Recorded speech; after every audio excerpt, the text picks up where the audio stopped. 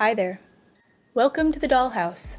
Today I want to talk to you about how to take photos of your artwork when you don't have a lot of cash. Look, professional photography is its own art form, and there's absolutely no denying that. But sometimes we just need to snap something for our Instagram or portfolio, and we just need a few tips to make do the best we can. And here are a few of mine. I'm going to cover the 3 main facets to consider when taking your own photos, and I'm going to break each of those down in detail. Number 1, lighting. Number 2, camera. Number 3, editing/post. Let's jump in. Lighting. Any photographer is going to tell you that lighting will make or break your photo. So what do? I have tried so many times to set up a DIY indoor photography studio, but unless you're a professional, just go outside. Do the opposite of my parents' chihuahuas and go outside. Now, some factors to consider.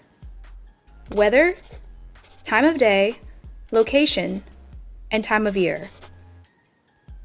I used to try to take photos in direct sunlight, but it would blow out the highlights and focus on the textures and imperfections of the surface of the piece rather than show the image.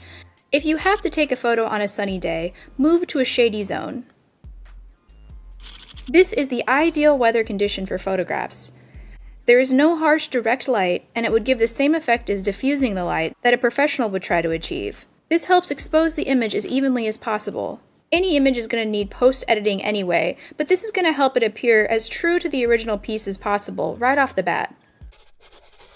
This is important, especially if you happen to catch that perfect overcast day. If you photograph too early in the day, the morning light has a bluish cast, and the evening has an orange glow. The light is also not as strong, so your pics could turn out blurry and dim. At noon, when the sun is directly overhead, it's hard to avoid casting your own shadow over your artwork. I found between 2 to 3 p.m. on average to be the best time of day to take pictures of your artwork. Find a flat, consistently lit place in your backyard, balcony, patio, or even fire escape. You can also wait to take photos of a bunch of pieces every month or so if you have to do it awkwardly, like out on the sidewalk if that's the only space you have. It's kind of unrealistic to be too inflexible about this, but it's worth considering that the time of year does have a slight effect on the light quality. Winter has a slightly cooler, grayer light, and it may make your artwork look slightly duller and more blurry. Summer light can be extremely bright and can even blow out your highlights in decent shade. Besides, if you live in an area like I do, Texas, being outside in the summer is like crawling through a hellscape that Bosch himself could not imagine.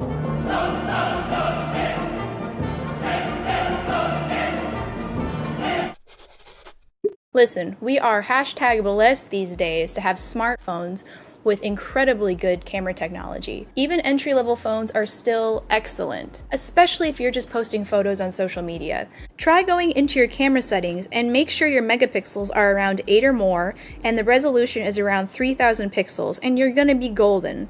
You can obviously bump up the resolution if you want, but just be careful if you forget to change the settings and you go around taking some selfies with that level of detail. Good God. When taking the photo, stand with your legs slightly apart for stability and center the image.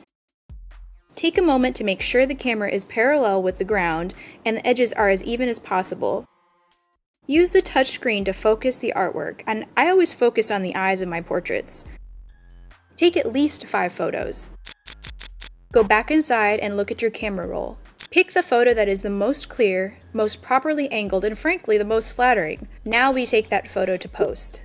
Once you've figured out what photo came out the best, time to export it into some editing software for the final touches. I use Snapseed on my phone and a very old version of Photoshop on my computer. There's also GIMP and tons of other free apps and software to do this. So first thing I'll do is fix the proportions of the image.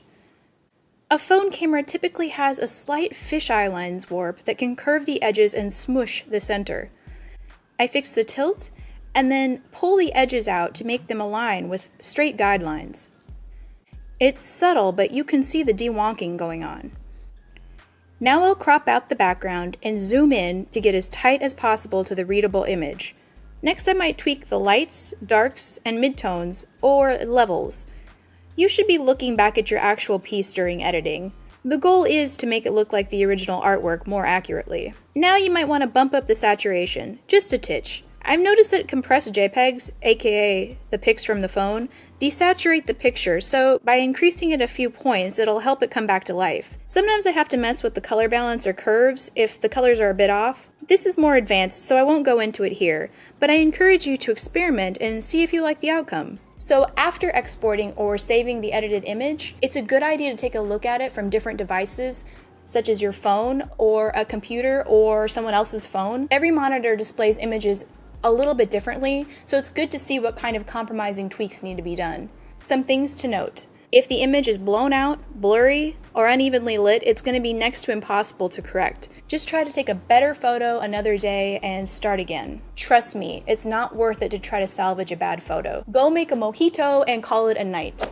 This was obviously more focused on tips for 2D work, but the only thing that I would change for 3D art is to add a backdrop like a curtain or a roll of paper behind the sculpture when you take photos. It doesn't have to be perfect, but it might take more in-depth editing in post. So this was a lot of info, and it's not really for beginners or the faint of heart, but I think it's the best way to get as close to professional quality photography of your artwork as possible on a budget. It takes some effort, but it's worth it. It's a time capsule of your artistry that you can cherish for years to come. Leave any questions you have for me down below, and thank you for watching.